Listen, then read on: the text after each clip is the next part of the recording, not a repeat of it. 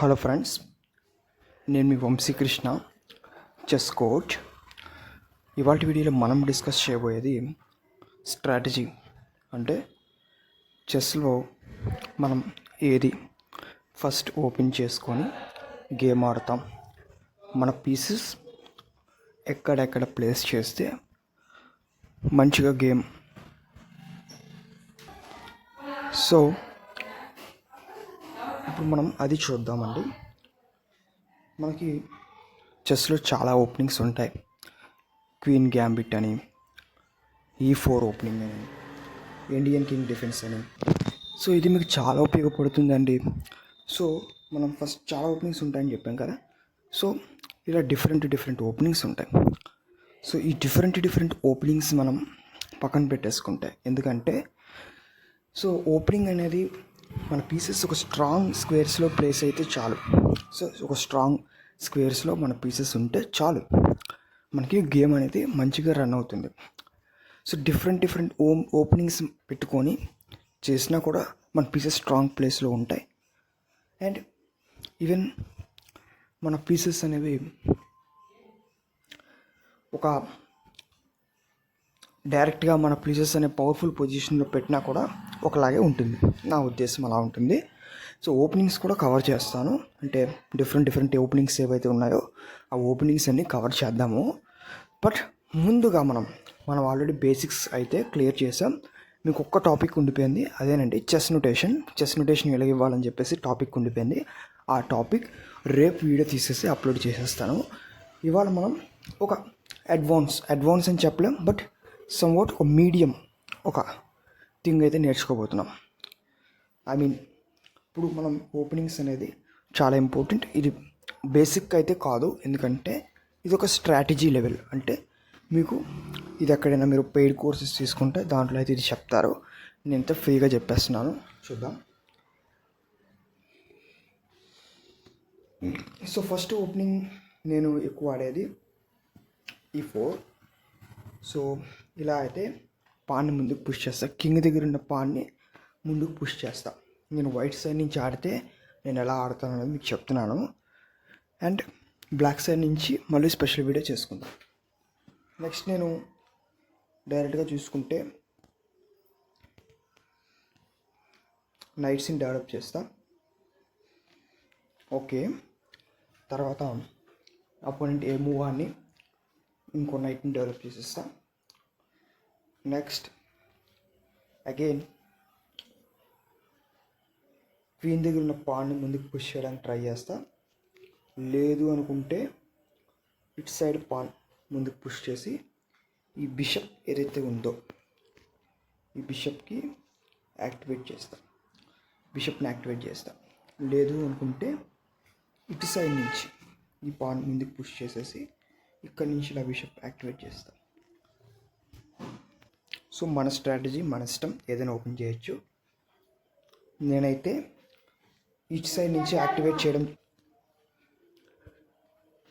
So ఇలా మనం ఏదైనా ఆడచ్చు ఓపెనింగ్. నెక్స్ట్ నేను వైట్ సైడ్ నుంచి ఆడుతున్నాను కాబట్టి ఏమో ఆడుతాను. అండ్ బిషప్ని తీసుకొచ్చి ఇక్కడ పెట్టాను అనుకుందాం. అండ్ నెక్స్ట్ స్టెప్ దీన్ని తీసుకొచ్చి ఇక్కడ పెట్టడం జరుగుతుంది. నెక్స్ట్ సింపుల్గా చెప్పాలంటే క్యాజువలింగ్ అయితే చేయడం జరుగుతుంది. సో ఇది స్టార్టింగ్ ప్రొసీజర్ ఆఫ్ ది ఓపెనింగ్లో స్టార్టింగ్ చేసే ప్రాసెస్ అనేది ఇలా ఉంటుందండి. సో ఆఫ్టర్ దట్ నెక్స్ట్ నా మూవ్ ఏంటి అంటే, సో ఇలా ఓపెనింగ్ అయితే చేస్తాం. నెక్స్ట్ రుక్ని తీసుకొచ్చి ఇక్కడైతే ప్లేస్ చేయడం జరుగుతుంది. నేను ఇప్పుడు ఎలాగ ఆడతాను అండ్ రుక్ ఇలా ప్లేస్ చేయడం జరుగుతుంది. నెక్స్ట్ సో అపోనెంట్ ఏ మూవ్ అయినా ఆడచ్చు, నేనైతే ఎలాగే ఆడతాను ఫస్ట్.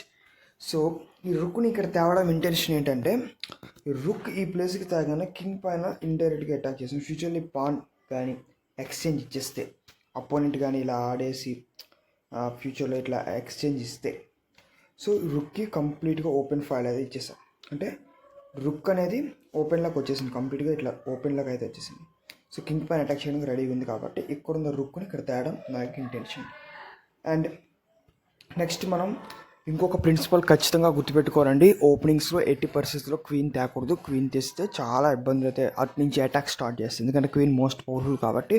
ముందే గేమ్లో క్వీన్ తెచ్చేస్తే క్వీన్ పైన అటాక్ స్టార్ట్ చేస్తారు. పాన్స్తో అటాక్ చేయడం, అపోనెంట్ మన పైన నైట్స్తో అటాక్ చేయడం, బిషప్స్తో అటాక్ చేయడం, అలా మొత్తానికి మన క్వీన్ మళ్ళీ సేమ్ పొజిషన్ తెచ్చేసి టైం వేస్ట్ చేసేస్తాడు.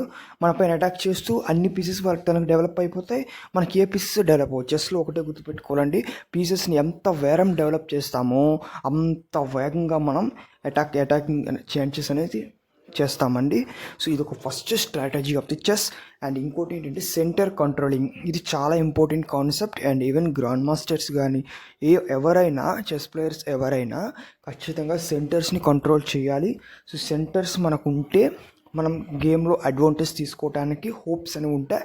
ఆ సెంటర్ని డ్యామేజ్ చేస్తూ ఆ సెంటర్ని అపోనెంట్ కూడా కంట్రోల్ చేయాలి. అందరికీ సెంటర్ కామన్ కాబట్టి అపోనెంట్ కూడా తన పాన్స్ని ఇట్లా చేస్తూ అటాక్ చేస్తూ మనకి మళ్ళీ సెంటర్ని తాను అడ్వాంటేజ్గా తీసుకోవడానికి ట్రై చేస్తుంటాడు. మనం సెంటర్ ఇవ్వకుండా సపోర్ట్ పీసెస్ తీసుకొచ్చేసి ఇట్లా చేస్తూ ఉంటాం. సో ఒకటైతే గుర్తుపెట్టుకోండి, మనం సెంటర్స్ని ఎంత వేరం ఆకుపోయి సెంటర్ అంటున్నారు ఏంటి సార్ అంటే, ఇప్పుడు నేను చెప్తాను మీకు. సో స్క్రీన్ పైన మీరు చూస్తున్నారు కదా, దీన్ని సెంటర్ అంటారండి. సో సెంటర్ అనేది ఇది సెంటర్. సో ఆల్రెడీ స్టార్టింగ్ బేసిక్స్లో చెప్పాను, ఈ 1 2 3 4 మన రాజ్యం, ఇది 8 7 6 5 అనేది అపోనెంట్ రాజ్యం. సో ఈ మధ్యలో ఒక ఇట్లా ఉంటుంది, అపోనెంట్ కంట్రోల్లో ఉంది, ఇది మన కంట్రోల్లో ఉంటుంది. సో మనం ఎంత వేరం పీసెస్ ఈ ప్లేసెస్లో ప్లేస్ చేసి అపోనెంట్ రాజ్యంలోకి ఎంటర్ అయిపోతే అంత వేరం అటాక్ చేయడానికి అవుతుంది. And which is the best attacker, వేరంగా ఒక్కసారి డబుల్ అటాక్ క్రియేట్ చేస్తారు. డబుల్ అటాక్ అంటే తర్వాత చెప్తాను, కొన్ని టెక్నాలజీస్ అనేవి వాడడం జరిగింది ఇప్పుడు. సో వాటికి రీజన్స్ అనేవి తర్వాత చెప్దాం. ఎక్కువ అటాక్ చేసేది ఏది అంటే చాలామంది చెప్పేది క్వీన్ అని చెప్తారు, బట్ నేను క్వీన్ని నమ్మను, నైట్ని నమ్ముతా.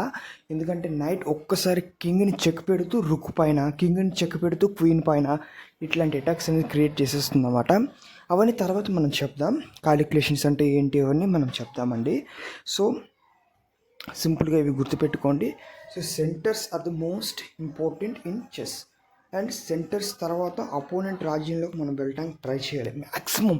ఈవెన్ మన పీసెస్ కొన్ని సాక్రిఫైస్ ఇచ్చినా కూడా మనకి ఇక్కడ మంచి మూవ్ ఉందంటే పీసెస్ని కూడా సాక్రిఫైస్ ఇస్తారు. చాలామంది గ్రాండ్ మాస్టర్స్ పీసెస్ని సాక్రిఫైస్ ఇస్తారు. నేను కూడా చాలా గేమ్సెస్లో అయితే సాక్రిఫైస్ ఇవ్వడం జరిగింది. అక్కడ మనం కాలిక్యులేషన్ ఏమైనా తప్పు ఉంటే మొత్తం డ్యామేజ్ అవుతారు, కానీ చూసుకోవాలి కాబట్టి మొత్తం కాలిక్యులేట్ చేసుకుంటూ వెళ్ళాలి. వాటి గురించి మనం ఫర్దర్గా డిస్కస్ చేద్దాం. అండ్ ఇది జస్ట్ ఇంట్రొడక్షన్ అయితే ఇవ్వడం జరిగింది. ఇంకా ఫర్దర్గా మనం బోల్ తెలుసుకుంటాం చెస్లో. సో దయచేసి మీరు వీడియో చూస్తున్నారు కదా, మిగతా వాళ్ళకి వీడియోని షేర్ చేయండి అండ్ మన ఛానల్ని సబ్స్క్రైబ్ చేసుకోండి. అండ్ మన ఛానల్ని కూడా ఎవరైతే చెస్ యాస్పిరెంట్స్ ఉన్నారో, ఒక పూర్ చిల్డ్రన్ అయి ఉండి అమౌంట్ స్పెండ్ చేయలేక ఇబ్బంది పడుతున్న వాళ్ళు ఎవరైతే ఉన్నారో వాళ్ళకైతే షేర్ చేయండి, ఎందుకంటే వాళ్ళకి ఉపయోగపడుతుంది కాబట్టి. So thank you for watching, always watch AVK chess courses. So thank you for watching. Bye.